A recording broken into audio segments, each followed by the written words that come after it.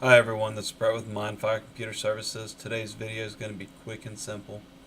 I get asked on a regular basis, how do I extract a zip file? And after today's video, you should be able to complete this easily.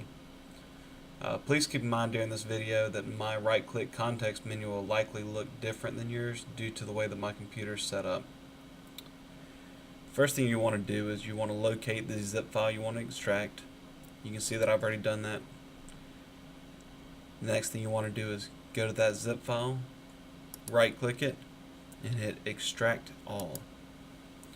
When you get to this menu, you're going to select where you want to extract the file to, and then choose whether or not you want to show the files once it's completed extracting. I'm going to leave these default, and I'm going to go ahead and hit extract. Once that's done, you'll see a new folder has appeared there with your extracted files within it.